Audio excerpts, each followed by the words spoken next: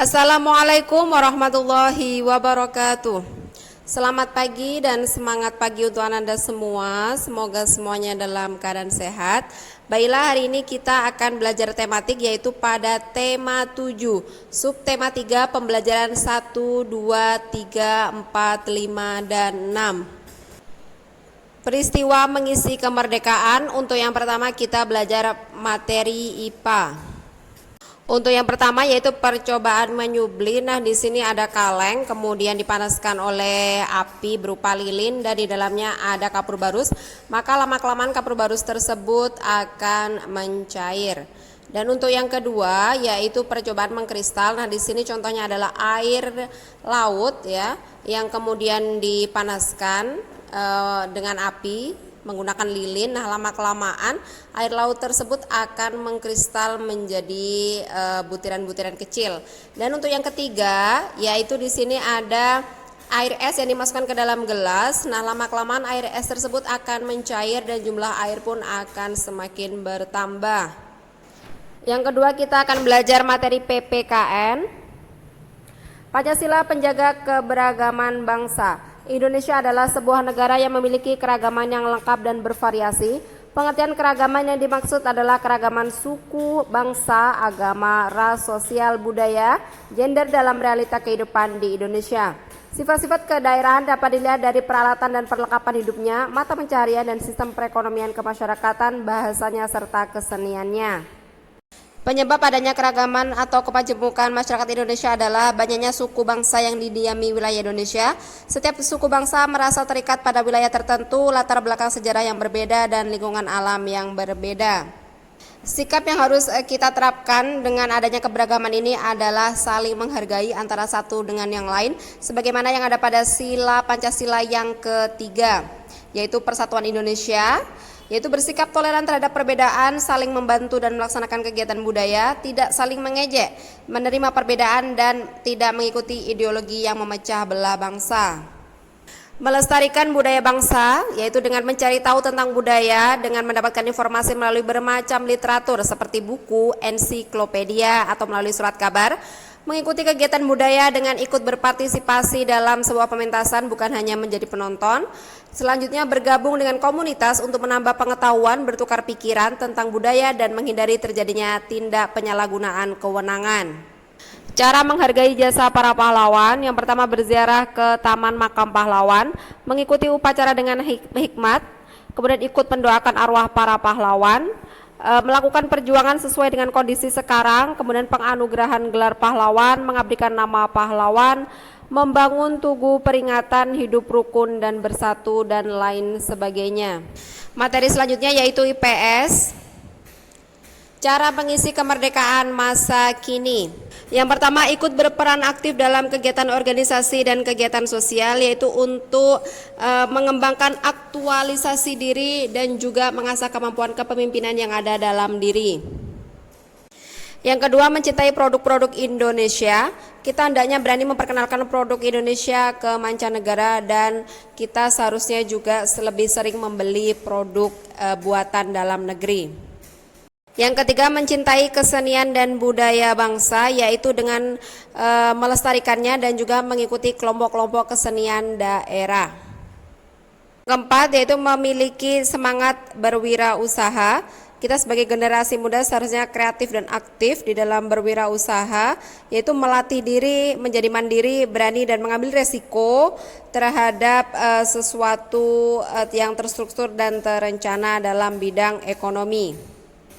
Sejarah lahirnya Pancasila. Menindaklanjuti janji-janji Jepang, akhirnya pada tanggal 1 Maret 1945 dibentuklah BPUPKI. Nah, ini terdiri dari 60 orang. Nah, di sini ada beberapa kali sidang. Nah, untuk tokoh-tokohnya yaitu ada Muhammad Yamin, Profesor Dr. Supomo dan juga Insinyur Soekarno. Nah, ini mereka mengusulkan beberapa usulan tentang dasar negara dan kemudian pada tanggal 1 Juni 1945 dikemukakanlah 5 rumusan dasar negara Indonesia Merdeka, yaitu 1. kebangsaan Indonesia, 2 internasionalisme atau pri kemanusiaan, 3 mufakat atau demokrasi, 4 kesejahteraan sosial, 5 ketuhanan yang Maha Esa. Berdasarkan masukan dari seorang ahli bahasa, maka kelima rumusan dasar negara tersebut oleh Insinyur Soekarno diberi nama Pancasila. Menurut Insinyur Soekarno, Pancasila sebenarnya diringkas menjadi trisila, yaitu nasionalisme, demokrasi, dan ketuhanan. Materi selanjutnya SBDP. Seni rupa daerah. Seni rupa daerah adalah cabang seni rupa yang memiliki suatu ciri khas dari latar belakang sejarah suatu wilayah dengan menaiki spesialisasi dibandingkan dengan para seni di daerah lainnya. Seni rupa menurut wujudnya dibedakan menjadi 2, yaitu seni rupa 2 dimensi dan 3 dimensi. Untuk 2 dimensi ada seni lukisan, grafika, ilustrasi. Untuk 3 dimensi ada seni patung, bangunan, seni taman. 1. Seni lukis. Seni lukis adalah hasil curahan cita rasa subjek pencipta dengan menggunakan media karya yang berupa garis, bidang, warna, tekstur, volume, dan ruang dalam bidang 2 dimensi. Yang kedua ada seni patung. Patung merupakan karya seni rupa 3 dimensi yang memiliki plastisitas atau tonjolan, lekukan, dan rongga. Seni patung memiliki nilai artistik pada bentuk plastisitas tersebut. Ketiga, seni kriya adalah seni rupa yang membutuhkan keterampilan tangan dalam penciptaan karyanya, dan seni ini menghasilkan barang yang mempunyai nilai tinggi. Dengan adanya perbedaan budaya yang ada di Indonesia, nah ini bisa kita gambarkan dengan lukisan.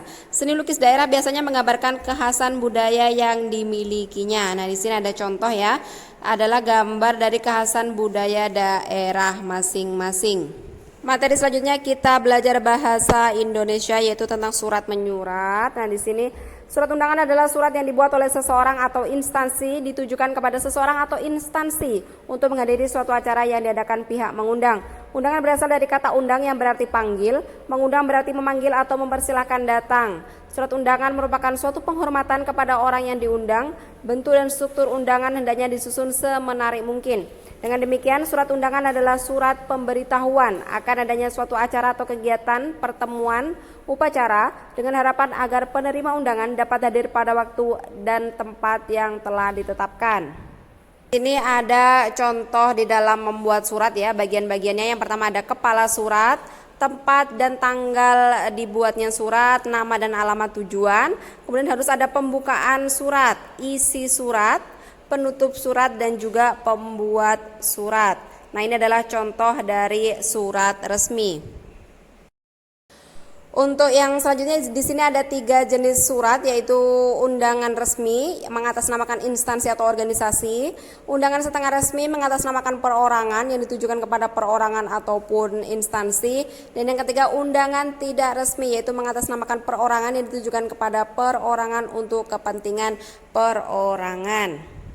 Selanjutnya di sini ada contoh surat undangan setengah resmi. Nah, di sini untuk menghadiri pesta seni SD Sukamakmur. Jadi di situ boleh diberikan warna sesuka hati dan juga gambar yang sesuai. Untuk tugasnya di halaman 152 dan 153 silakan dicentang gambar yang merupakan perilaku terpuji dan disilang gambar yang tidak terpuji. Untuk yang kedua yaitu pada halaman 160 sampai 161 silakan dipilih salah satu gambar saja. Bagaimanakah tanggapan yang sesuai, satu gambar saja. Kemudian untuk yang terakhir silakan dikerjakan untuk latihan akhir subtema 3 pada halaman 165, 166 dan 167 di bagian A saja, langsung di buku paketnya masing-masing. Kalau ada sumur di ladang boleh kita menumpang mandi. Kalau ada umur yang panjang semoga kita bisa berjumpa lagi. Semoga anak-anak semua kita bisa bertemu kembali pada konsultasi di sekolah ya. Tetap semangat belajar dan Ustazah akhiri. Wassalamualaikum warahmatullahi wabarakatuh.